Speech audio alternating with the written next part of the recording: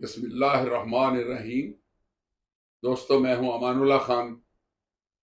آپ خیریت سے ہوں گے۔ میں اپنے پروگرام عقد کے ساتھ حاضر خدمت ہوں۔ آج کا ایک ایسا موضوع جو سیاست کے بازار میں بہت گرم رہا ہے اور گرم ہے، ایک ایسے سیاستدان کی بات کر رہا ہوں جس کے سیاست میں تقریباً 4 ادوار گزر چکے ہیں۔ انہوں نے اپنی سیاست کا آغاز جو ہے وہ وزیر خزانہ کی صوبائی وزیر خزانہ کی حیثیت سے کیا، اور جبکہ انہیں اس وقت خزانے کا پتہ بھی نہیں۔ اس کے بعد 1985 میں وہ وزیر اعلیٰ پنجاب رہے۔ ان کی سیاست چمکتی گئی جناب میاں محمد نواز شریف۔ انہوں نے سیاست کی میدان میں جو تہلکے مچائے، اس ملک میں جو کام کیے، 28 مئی کا وہ دن جس میں وہ دھماکہ کیا کہ جس سے پوری دنیا جو ہے دہک گئی۔ یعنی کہ ہم نے انڈیا کے ایٹمی دھماکے کے مقابلے میں جو یہاں دھماکے کیے وہ میاں نواز شریف کے زیر سایہ تھے۔ ان کی جرت تھی، ان کی بہادری تھی۔ میں یہ کہوں گا کہ اس وقت تک یہ دھماکے نہ ہوتے تو آج پاکستان کا وجود نہ ہوتا۔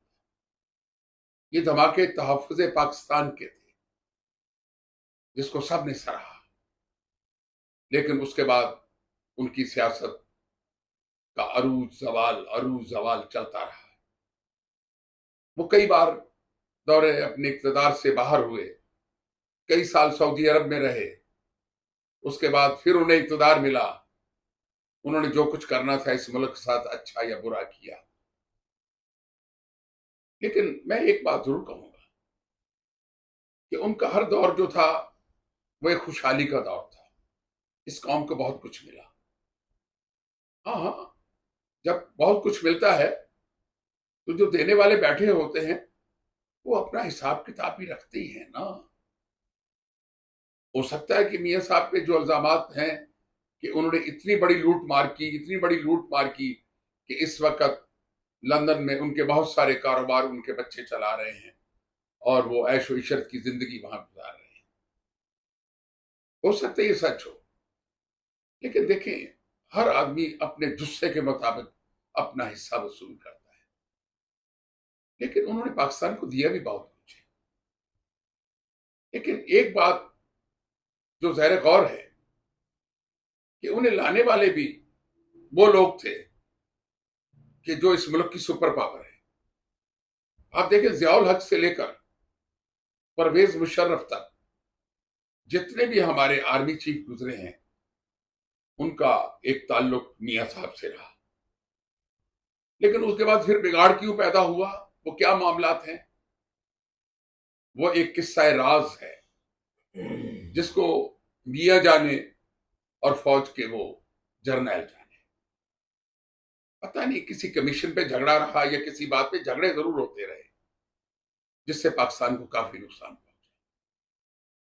دیکھیں، ان کا آخری جو دور تھا، اس دور میں جو کچھ ہوا ہے اور جو کچھ ایک سیاسی کشمکش کا سلسلہ شروع ہوا اور وہ فوج کا اس میں کوئی حصہ نظر نہیں آتا، لیکن اس کے باوجود ہم یہ کہیں گے کہ جب تک ہماری آرمی اسٹیبلشمنٹ کسی کام میں موجود نہ ہو تو وہ کام سرے نہیں چڑھتا۔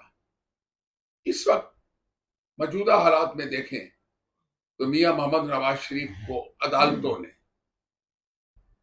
بہت سارے ایسے کیسوں میں کہ جو ان کے ساتھ جڑتے بھی نہیں تھے اور ان میں پھنسا دیا، اور پھر ایک پاور کے ساتھ ان کو جیل بھیج دیا، ان کو سزائیں دی، جو کچھ بھی ہوا برا ہوا۔ لیکن بات اتنی آ رہی ہے کہ میاں صاحب، آپ کو گئے ہوئے بہت دن بیت گئے، آپ کو تو جیل کی سزا تھی، آپ جیل کی سزا کاٹتے پاکستان میں بیٹھ کے، آپ اس ملک کے ہیرو بن جاتے، لیکن آپ نے تو اپنے میڈیکل کے معاملات کے بہانے سے اس ملک سے فرار اختیار کیا۔ آپ مفرور ہیں اس وقت پاکستان کے. اگر آپ کو پاکستان سے اتنا ہی پیار ہے، پاکستان کے لوگوں سے اتنا ہی پیار ہے، تو آپ اتنا عرصہ ہو گیا ہے لندن میں بیٹھے ہوئے ہیں. پاکستان کے تمام سیاسی معاملات اور حکومتی معاملات آپ لندن میں بیٹھ کے حل کرتے ہیں، اور لوگ اسے لندن کا ایک مشن کا نام دیتے ہیں، مشن پاسبل. یعنی کہ وہاں پر جو کچھ ہوگا وہی پاکستان میں ہوگا. پاکستان کے مقدر اور نصیب کے فیصلے لندن میں ہوتے ہیں اور میاں نواز شریف کے گھر میں ہوتے ہیں. یہ بات قابل قبول نہیں، باعث شرم ہے. میاں صاحب، پاکستان اس ٹائم سیاسی طور پہ اور سماجی طور پہ، جغرافیائی طور پہ ایک بڑی دلدل میں پھنس چکا ہے. آپ کو اپنی جان عزیز ہے، آپ کا خاندان عزیز ہے، آپ کے اثاثے عزیز ہیں. اگر یہ پاکستان نہیں ہوگا تو آپ کے احساسوں کی کیا ویلیو ہوگی، کیا حیثیت ہوگی؟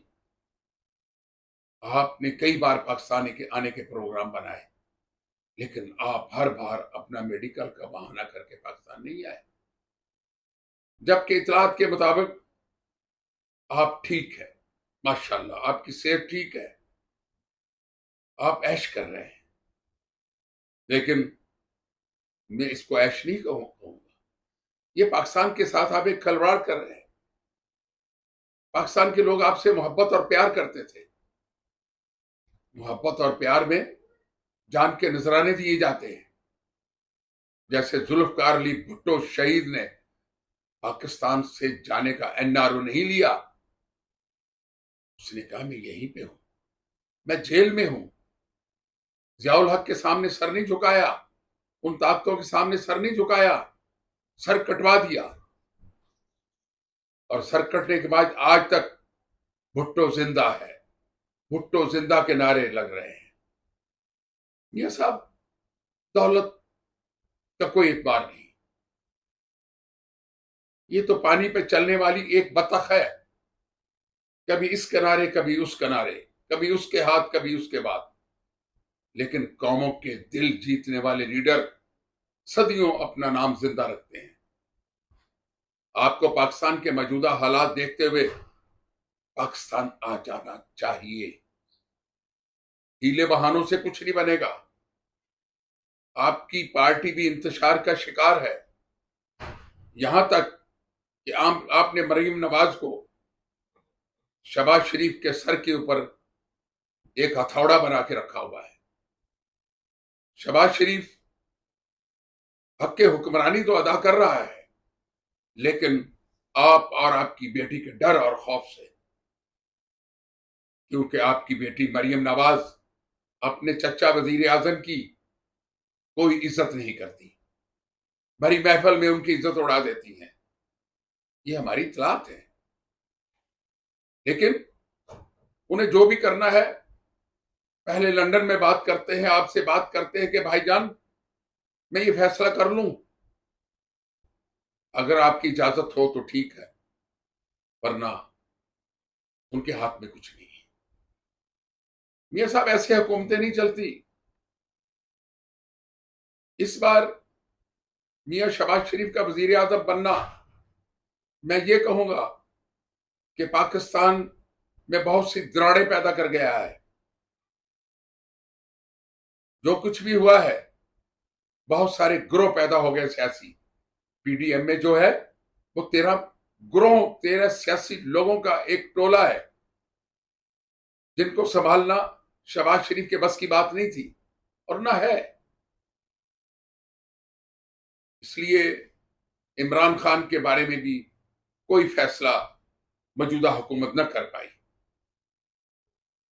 لیکن جہاں عمران خان نے اپنی سیاسی زندگی، سیاسی تحریک اور اپنے سیاسی معاملات کو تباہ و برباد کر دیا ہے، لیکن اگر پاکستان آپ نہ آئے جیل کے ڈر اور خوف سے، تو مجھے لگتا ہے کہ آئندہ آنے والے انتخابات آج ہوں یا کل ہوں تو مسلم لیگ نون کی قیادت بھی ایسے ہی بکھر جائے گی جیسے ریت کے ٹیلے کی طرح تحریک انصاف بکھر گئی ہے.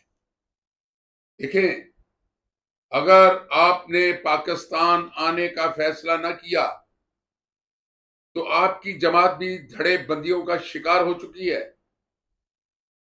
اور آئندہ آنے والے دنوں میں مسلم لیگ نون بھی ایک کئی دھڑوں میں تقسیم ہوئی جماعت نظر آئے گی۔ اس لیے آپ سنبھالنا چاہتے ہیں تو سنبھال لیں، ورنہ لندن میں عیش کے مزے لیں، اور پھر اس کے بعد آپ بھی الطاف حسین کی طرح لندن میں مقیم ہو جائیں گے، اور جیسے وہ پاکستان نہیں آ سکا آپ بھی پاکستان نہیں آ سکیں گے۔ اسی کے ساتھ میں آپ سے اجازت چاہوں گا۔ خدا حافظ۔